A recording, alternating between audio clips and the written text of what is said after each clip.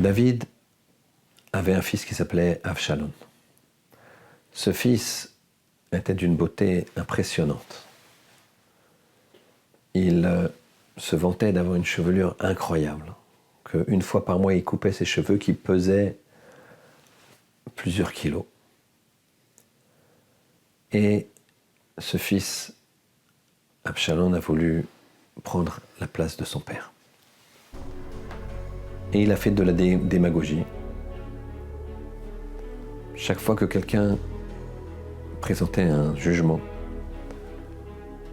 devant David et qu'il perdait, Avshalom, à la sortie du tribunal, lui disait « T'as l'air triste, qu'est-ce qui s'est passé ?»« Bah, ton père, il m'a condamné, ton père, il m'a dit que j'avais tort, ton père... »« Fais voir, c'est quoi le din ?»« Ah, il s'est trompé, moi je t'aurais donné raison.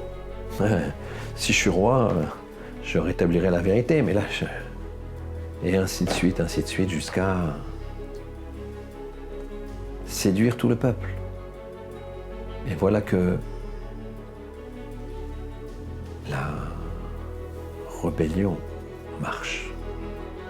Et qu'une très très grande partie du peuple suit Avshalom.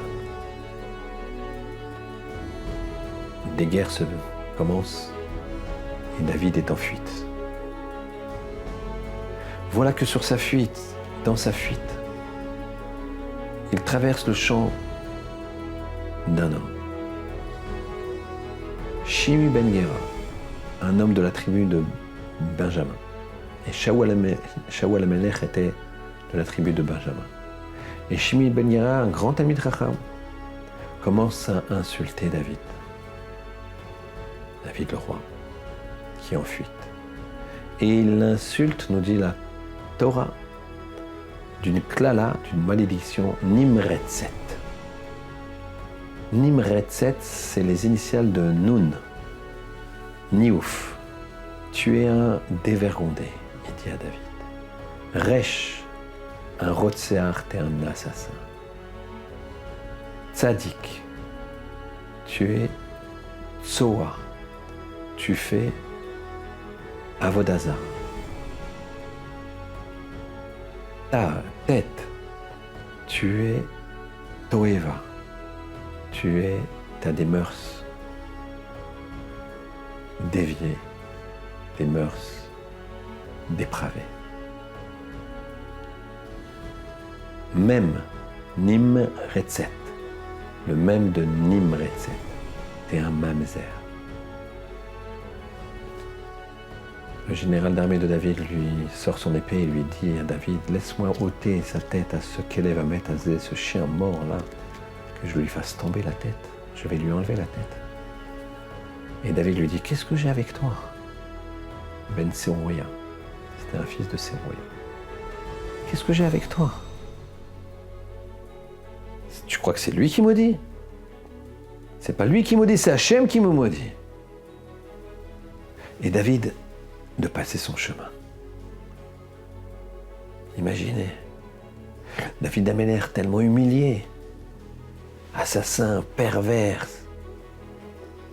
idolâtre, mamzer, jusqu'où ? Et il dit non, c'est Hachem qui parle.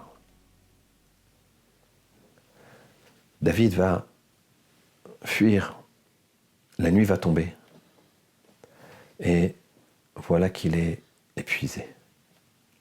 Il va demander à un de ses généraux de faire semblant de le trahir, d'aller vite dans le camp de Avshalom.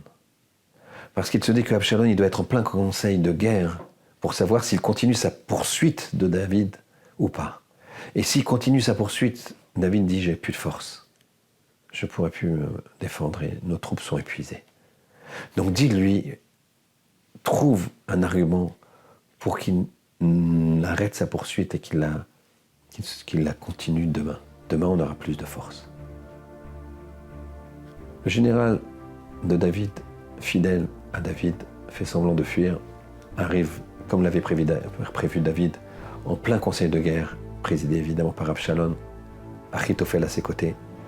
Et Achitophel, brillant, intelligent, mais rachat, dit à Absalom, faut continuer, il est au bout de force. David, je connais, il est au bout de ses forces. Ah, voilà un général qui a trahi David. Tu n'as pas trahi David, tu as choisi le bon camp, mon ami, assis-toi. Tu viens du camp de David, donne-nous des renseignements sur l'état de David et ses troupes. Ô roi Absalom, tu connais ton père, un vaillant guerrier. Là, il a la nervosité, les nerfs, l'adrénaline de cette guerre. Laisse-le se reposer quelques heures.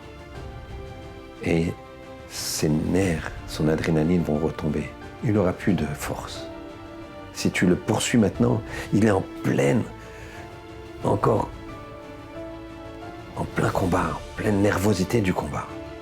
Laisse-le déprimer, laisse-le se calmer, il n'aura plus de force. Achitophel dit non, il faut le poursuivre maintenant. Que va-t-il se passer? Quel conseil Absalom va-t-il suivre?